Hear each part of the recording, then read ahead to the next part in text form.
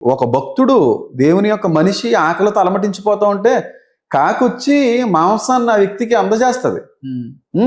ఒక కుటుంబం అంతా కూడా భయంకరమైనటువంటి కరువులో ఇబ్బంది పడతా ఉంటే ప్రవక్తను పంపి ఆ కుటుంబం అంతటికీ కూడా లోకమంతా కరువు అనుభవిస్తుంటే ఆ కుటుంబం మాత్రం సమృద్ధిని అనుభవిస్తూ ఉంటారు. ఇవన్నీ కూడా దేవుడు చేసిన కార్యాలే. ఏ దొంగ అయినా తన దొంగతనాన్ని సమర్థించుకుంటాడు. ఏ దొంగ అయినా అలా పాస్టర్ అయినా కూడా అంతే. ఇప్పుడు తన పూర్వీకులు గొప్పవాళ్ళు అని ఇక్కడ ఉండే 1, 2, 3, 4, 5, 6, 7, 8 మంది చెప్పగలంగా. అవును. పాస్టర్ ఎందుకు చెప్పలేడు? తన పూర్వీకులు గొప్పవాళ్ళు అని చెబితే తను చేసే తప్పుని ఒప్పుకోవాల్సి వస్తుంది. కొంతమంది 100% అనుసరించడం అనేది చాలా కష్టం అయిపోయింది. అది ఎవరితో కాదండి. అది కాదు, అది చాలా కష్టం. మీతో కూడా క్రిస్టియానిటీ అంటే చాలా కష్టం. వాక్యానుసారంగా బ్రతకడం అనేది చాలా కష్టం. దేవుడు చెప్పినట్టుగా చాలా ఈజీ. నేను చెప్తా ప్రతిరోజు చాలా కష్టం. నేను చెప్తా చెప్పండి. క్రిస్టియానిటీలోకి నేను వచ్చినా అని చెప్పాడు, నేను మన మతం కోసం పోరాడుతున్నా అని చెప్పి కింద స్కానర్లు పెట్టడం, సాయంత్రం ఫోన్ పేలు ఇవ్వడం, అవన్నీ చాలా ఈజీ. కానీ నేను ఏమంటా అంటే, సరే బైబిల్ని ఉన్నది ఉన్నట్టుగా కొంచెం అనుసరించడం కష్టమైనప్పటికీ మీరు అట్లా ఉండడానికి ట్రై చేస్తున్నారు. కానీ చాలా మంది మెనీ ఆఫ్ ది పాస్టర్స్ ఉండడానికి చనిపోయేంత వరకు ట్రై చేయాలి. ఎందుకంటే మనిషిగా పరిశుద్ధంగా హోలీగా బ్రతకడం అనేటువంటిది కష్టం.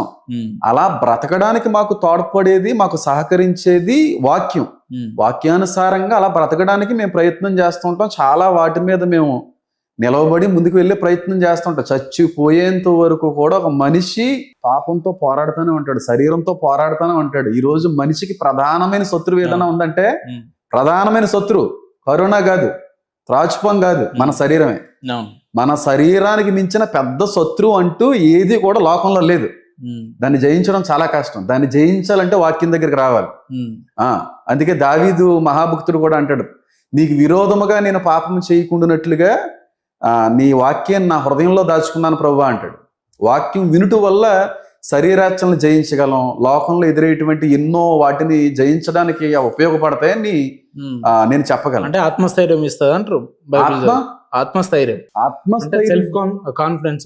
కాన్ఫిడెన్స్ మీరు ఏదనుకున్నా పర్లేదు, కానీ చాలా ఉపయోగపడుతుంది ఈ విషయంలో బైబిల్ మాత్రం. అదే అంత మంచి వాక్యం ఉన్న పవిత్ర గ్రంథం అని చెప్పే బైబిల్ ని మంచిగా పోర్ట్రేట్ చేయాల్సింది పోయి ఎంత దురదృష్టం అంటే, నిన్నగాక మొన్న గ్యాస్ షార్టేజ్ కూడా ఉందని విన్నాం మనం. అవును.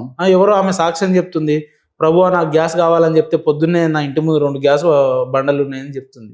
సో నవ్వాలనా ఏడవాలనా, ఈడ తప్పేవారిది, ఎవరిని తప్పు పట్టాలి ఏందన్నట్టు. ఇప్పుడు అవసరం ఉన్నప్పుడు అడగడం తప్పేం లేదు కదా ఉపేందర్. దేవుడిని ఏది పడితే అదే అడుగుతారా అండి? మీరు భలే ఉన్నారు. అడుగుతారా అసలు? దేవుడిని అడుగుతారా? అడిగితే మీ యేసు ప్రభు ఇస్తాడా?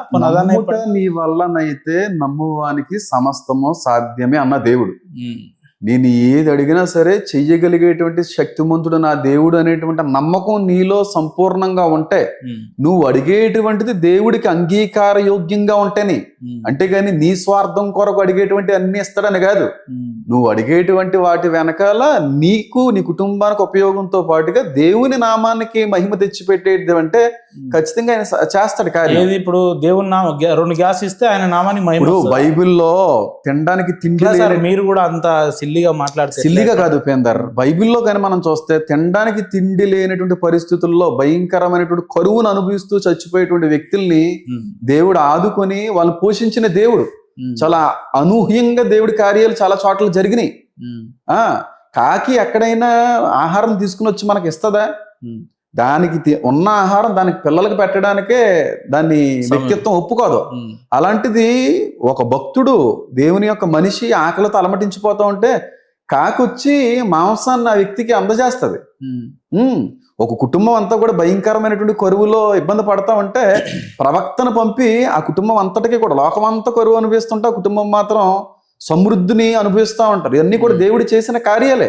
ఇప్పుడు వాళ్ళకి చేసినటువంటి దేవుడు మా జీవితంలో ఎందుకు చేయరు అనేటువంటి ఒక నమ్మకంతో అడగడం తప్పు కాదు కదా.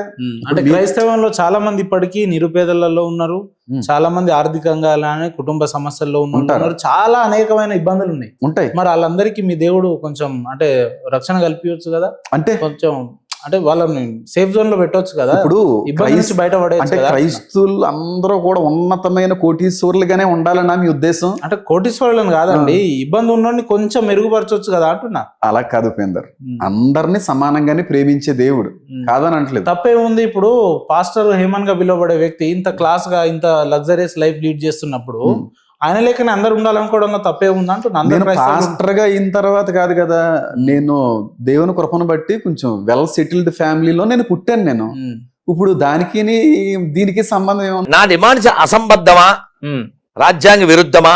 అట్లేం లేవు. నేను సారీ చెప్పడానికి సిద్ధంగా ఉన్నా, ఒప్పిస్తే క్షమాపణ చెప్పడానికి సిద్ధంగా ఉన్నా, ఓడిస్తే సాధ్యం కాని డిమాండ్లు అని చెప్పి డిమాండ్ల పేరుతో ఆ రకంగా ఆయన కాదు నాన్న. ఇప్పుడు నా డిమాండ్ అన్యాయం అని చెప్పించండి ఎవరితో అయినా.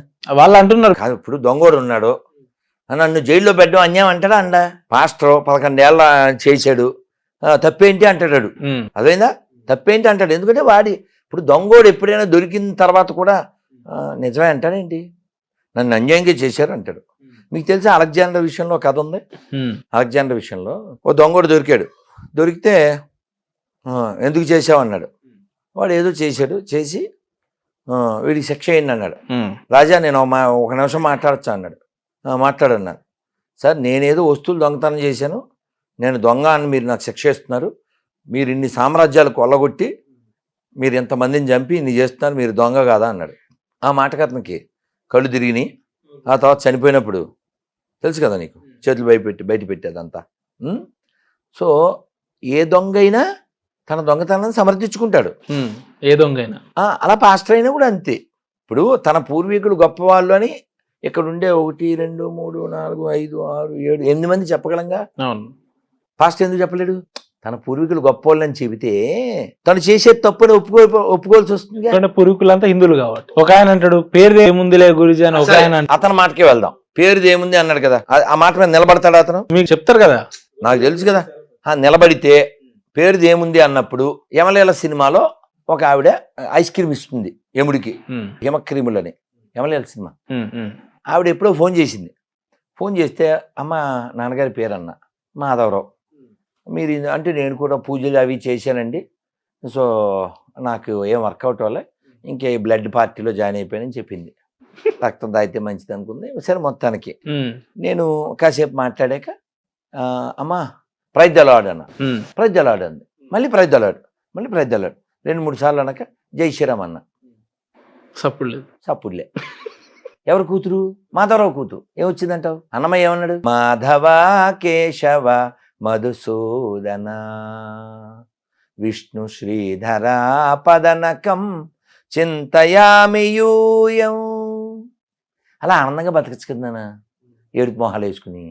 ఎందుకు నాన్న ఏడుస్తున్నావు?